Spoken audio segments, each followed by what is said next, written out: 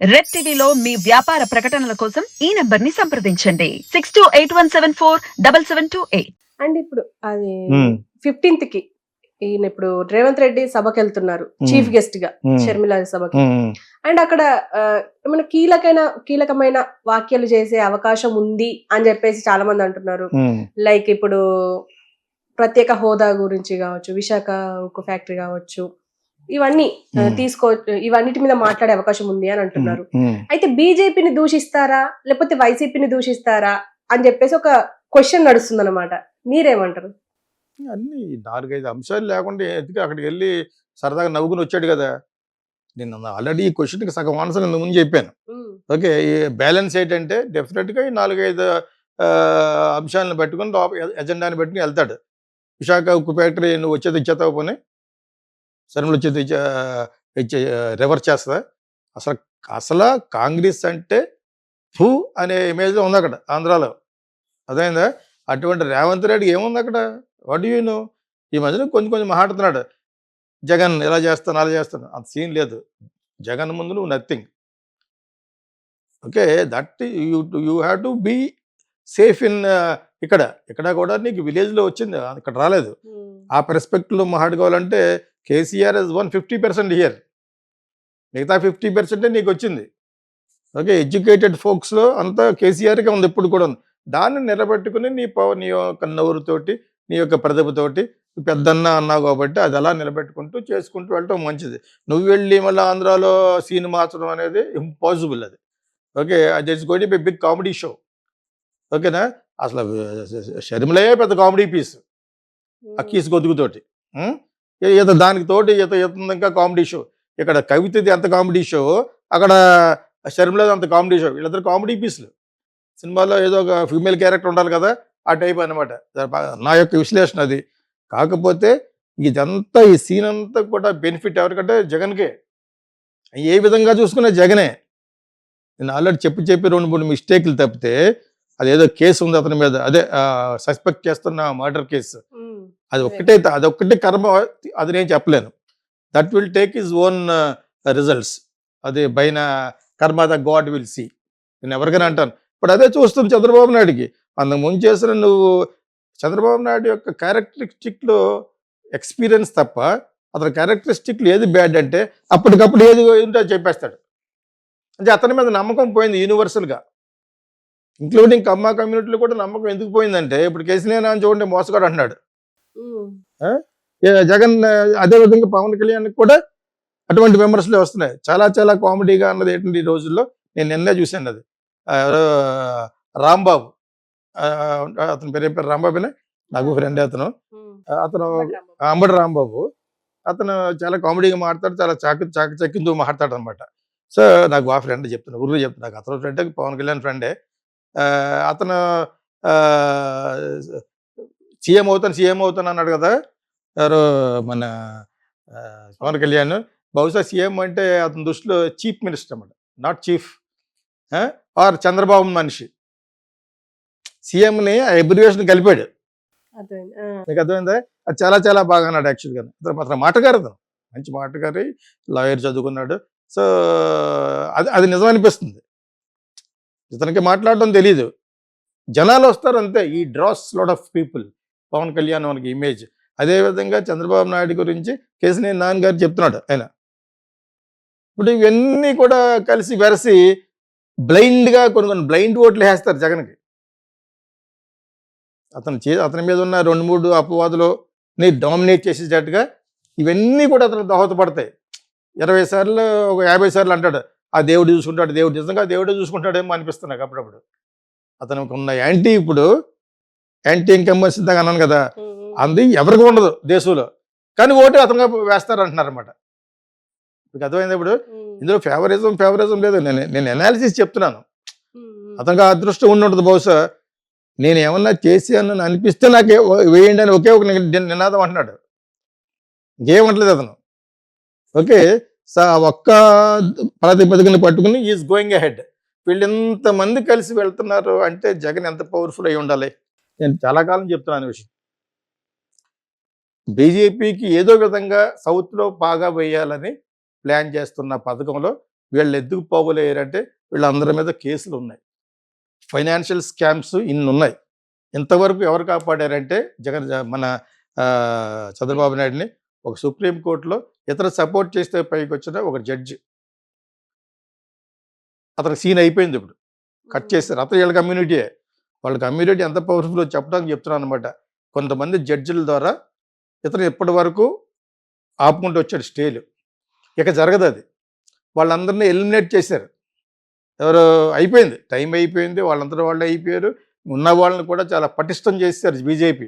ఇప్పుడు the entire system, justice system also is been cleaned.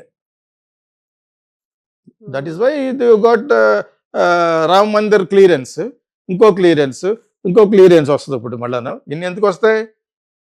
Because they made it very nice, చాలా క్లీన్గా చేశారు ఇప్పుడు. That is the capability. అందుకని I like Modi. పర్సనల్గా why I like him because ఈ slow and steady wins the race లాగా చాలా స్లోగా ఇప్పుడు కాశ్మీర్లోనే పెళ్లి చేసుకోవాలనేది కూడా మోడీ గారు కొత్త ప్రాతిపది. ఎంత మంచిది అది. కాశ్మీర్ అంత బ్యూటిఫుల్ ప్లేస్ ప్రపంచంలో, కొలరాడోలో ఉంటుంది మళ్ళా అక్కడ అమెరికాలో, ఓకేనా. సో అంతకంటే బ్యూటిఫుల్గా ఉండేది కాశ్మీర్. మీరు ఎక్కడో డెస్టినేషన్ మ్యారేజ్లు అక్కడెక్కడ ఎందుకు చేసుకుంటారు, ఇక్కడ చేసుకోవడానికి ఫస్ట్ ఆయన అందులో ఉన్నాడు. Is talking on get I mean wedding in India అని కాశ్మీర్ అని. సరే ఇటువంటి మంచి తెస్తాడు కాబట్టి ఎడ్యుకేటెడ్గా ఉన్న వాళ్ళు చాలా మందికి మోడీ అంటే ఇష్టం. ఓకే, వాళ్ళు వేసే అడుగులు మట్టుకు ఈ కాన్స్పిరేషన్ అంతా కూడా వాళ్ళు ఎవరి పార్టీ వాళ్ళు కాపాడుకుంటారు. ఇక్కడ తెలుగుదేశం జనసేన కలవటం వలన వాళ్ళకు ఉపయోగం, వాళ్ళకి 1% కూడా ఓటింగ్ లేదు ఇక్కడ. ఓకే, రాని ఎలాగ జగన్ వాళ్ళ మనిషే. జగన్కి 15 వచ్చినా 17 వచ్చినా 16 వచ్చినా అవన్నీ వాళ్ళకే వేస్తాడు. అతను ఎలా పట్టించుకున్నారు కదా. ఇంతకంటే పవర్ఫుల్ కేసులు ఉన్నాయి అతనికి, అంతకంటే పవర్ఫుల్ కేసులు ఇతనికి ఉన్నాయి. లేకపోతే చంద్రబాబు నాయుడు వీళ్ళిద్దరూ కలవడం వలన కాపుల ఓట్లు కూడా వచ్చేస్తాయి అనుకుని ఎవరి దగ్గరికి కలవక్కలేదు. ఎందుకు వెళ్ళాడంటే కారణం కావాలని ఎందుకు వెళ్ళాడంటే ఇదే రీజను. వాళ్ళు కూడా ఎందుకు ఇంత కక్ష తీర్చుకున్నారంటే మోడీ గారికి చంద్రబాబు నాయుడు అంటే పర్సనల్గా లైక్ చేయడు. ఇతను ఒక ఎన్డీఏకి సంబంధించిన ఒక లీడర్గా ఉన్నప్పుడు, చంద్రబాబు నాయుడు చక్రం తిప్పుతున్నప్పుడు అటల్ బిహారీ వాజ్పేయి గారు ప్రైమ్ మినిస్టర్, ఆయన ట్రబుల్లో ఉన్నాడు గుజరాత్ చీఫ్ మినిస్టర్గా. ఎవరు? మోడీ. అంటే అప్పుడు వాజ్పేయి గారు మరి చాలా నిష్కల్మషమైన వ్యక్తి కాబట్టి, ఆయన వాళ్ళ పార్టీ మనిషి కాబట్టి, ఆర్ఎస్ఎస్ వ్యక్తి కాబట్టి ఆయన దగ్గరికి సహాయంకి వెళ్తే నేను ఇక్కడ ఏం చేయగలను, ఎన్డీఏలో ఉన్న ఆయన ఆ చంద్రబాబు నాయుడు కదా మెయిన్, నువ్వు అతను కన్విన్స్ చేసుకోమని చెప్పాడు. 5 నిమిషాలు ఇమ్మంటే 5 నిమిషాలు టైం ఇవ్వలేదు అతనికి. అందుకే నేను చాలా కాలం క్రితం జూజాయిగా చెప్పాను. యాక్చువల్ ఫ్యాక్ట్ ఏంటంటే నువ్వు ఎయిర్పోర్ట్కి వెళ్తున్నప్పుడు బ్యాక్ టు హైదరాబాద్ ఆ ఒక్క అరగంట టైం ఢిల్లీలో కారులో చెప్తానన్నా కూడా ఇవ్వలేదు ఈయన. అదేందా? దట్ ఈస్ వై ఈ హేట్స్ హిమ్. ఎంటైర్ బీజేపీ క్యాడర్లో ఎవరెవరైతే అతను లైక్ చేయరో వాళ్ళందరినీ కూడా ఒక చిన్న బిరుదులు ఇచ్చి పక్కన కట్టేసాడు. ఎల్కే అద్వానీ వాళ్ళని. That is Modi and RSS. Okay, అంచేత ఇతన్ని పర్సనల్గా ఎంత హేట్ చేస్తాడో మనకంటే బాగా చంద్రబాబు నాయుడు తెలుసు. అందుకనే కాళ్ళ దగ్గర రప్పించుకుని 3 రోజులు అక్కడ ఢిల్లీలో వెయిట్ చేయించి అప్పుడు ఏదో నైట్ మిడ్ నైట్ రోజంతా అయిపోయిన తర్వాత దాన్ని ఒక పెద్దగా చెప్తాడు మన మీడియా. వెళ్ళిపోయారు ఆయన అక్కడికి గెలటం ఏంటి, నువ్వు వెళ్ళి వాళ్ళ తలకాయ పెట్టావు, దానివల్ల నీకే నష్టం. వాళ్ళు ఒక్క సీటు గెలవరాళ్ళు. ఈ మీడియా ఇంక్లూడింగ్ టీవీ నేను వీళ్ళన్నీ కూడా అక్కడ చాలా విజయం సాధించి ఆయన కలవడమా? మోడీని అమిత్ షా కలవడం అది విజయమా? What you call that? ఈ మీడియా ఎందుకు అలా పెడుతున్నారు క్యాప్షన్ నాకు అర్థం అవ్వట్లేదు. షేమ్ అది. ఆయన వాళ్ళు కలిసి వాళ్ళ తలకాయ పెట్టారు ముసలిగా దాంట్లోనూ. It is the benefit, if I want to tell in English, it is the politically beneficial. ఎవరన్నా ఉన్నారంటే it is BJP. They don't have a vote bank anything in south India. Whereas these people went there because of their personal grievances, personal risks. Chandrababu Naidu is in personal financial scams. మళ్ళా ఎలక్షన్లో నిలబడ్డా ఇంకా అటువంటి స్కామ్లో పెడతారు. అతను రప్పించుకున్నారు. ఇతనికి ఏమీ లేకపోయినా కూడా కామెడీ పీస్ ఇది. ఆటల రొట్టుపండు జనసేన ఏది వెళ్తున్నాడు మొత్తం పొలిటికల్ సిస్టమే తెలియదు అతనికి. సో అట్లీస్ట్ అక్కడికి అయిపోతే మనం అతనికి ఉన్న ఒక బ్రాండ్ అలా కాపు. వీళ్ళకి వేరే గతి లేదు, కాపులకి వేరే గతి లేక వాళ్ళ అన్నయ్యను కొంతకాలం పట్టుకుంటారు. అతను కనీసం సీట్లు వచ్చినాయి. సీట్లు వచ్చిన తర్వాత కాంగ్రెస్లో కలిసిపోయాడు. అదొక బ్యాడ్ ఇతనికి. ఇతను వచ్చి చాలా అమాచ్యూరిష్గా మాట్లాడతాడు. Most imbalanced actor turn politician ఎవరన్నా ఉన్నారంటే పవన్ కళ్యాణ్. ఏదో అతనికి ఉన్న ఇమేజ్కి ముందు ఎంత గెలిచి రెచ్చ గెలవాలి. ముందు నీ క్యాస్ట్ నువ్వు చూసుకున్న తర్వాత గెలవాలి. నీ క్యాస్ట్ వాళ్ళు ఒక్కటే నీకు ఓటేసినా కూడా ఈరోజు 40-50 సీట్లు వస్తాయి. నీ క్యాస్ట్ ఎస్టీ ఎస్సీ బీసీ వాళ్ళు పెట్టుకుంటే చాలు. వాళ్ళందరికీ కావాల్సిన ప్రాపర్టీ కదా. ఎస్టీ ఎస్సీలు ఒక కమ్మాలకే కాదు, ఒక రెడ్డి జగన్కే కాదు కదా. వాళ్ళని కూడా బాగా పెద్దపీట వేసి కాపులు కూడా చేర్చుకుంటే you would have got 60%. ST ఎస్సీలు బీసీలు ఎవడు వదులుతాడు? ఎవరు వదలరు. బుద్ధి ఉన్నవాడు ఎవడు వదలరు ఇండియాలో. సో వాళ్ళు అలా పెట్టుకుని నేను మీకే చేస్తాను, దాని తర్వాత మా క్యాస్ట్లో కూడా చాలా పాడైపోయారు కాబట్టి ఈ 3 చాలు.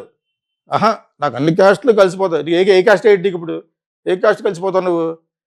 నీకు పావలా అని పేరు పెట్టిందే కమ్మాస్, ప్యాకేజ్ అని పెట్టిందే కమ్మాస్.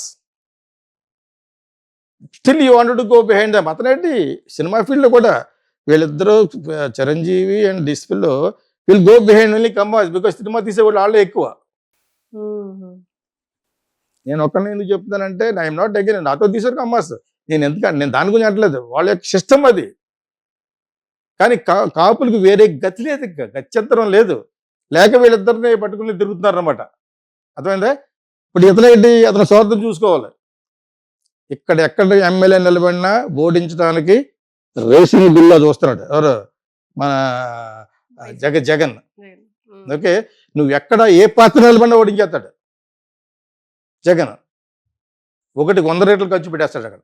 ఓకే, అనుకోకుండా వాళ్ళు ఇప్పుడు కాకినాడలో నిలబడుతున్నాడు చెప్తున్నాడు. కాకినాడలో కూడా అతను కూడా దురదృష్టవంతుడే. చలం చర్చి అతను నాకు బంధువే. ఎందుకు చెప్తాను, అక్కడ బాగా చెందాడు. బట్ స్టిల్ అతను నిలబడ్డా చూస్తున్నాడు. అదేదో డబ్బులు ఖర్చు పెట్టుకోగలడు కాబట్టి. అది పవన్ కళ్యాణ్కి అగెనెస్ట్గా అయితే పవన్ గెలుస్తాడు. పవన్తో ఢీ కొట్టుకునే అంత సీను సునీల్కి లేదు. నైస్ పర్సన్, ప్రజారాజ్యం ఓటే అతను. యువజన అన్ని చోట్ల ఓడిపోయాడు అతను. అందరూ సీట్ ఇస్తారు. తెలుగుదేశం అడిగినా వేస్తే వీళ్ళు ఇస్తారు. జగన్ అడిగినా కూడా జగన్ ఆల్రెడీ ఒక షాలు కప్పాడు అతనికి. కాకపోతే ఇప్పుడు ఇతను కానీ నిలబడితే అతను మారిస్తే బెటర్. పాప అతనికి అన్ని చోట్ల ఓడిపోతుంది. ఈసారి గెలవాలనే కోరుకుంటాను. ఏ పార్టీలో ఉన్నా సునీల్ గెలవాలనే కోరుకుంటాను. Because I know him personally also.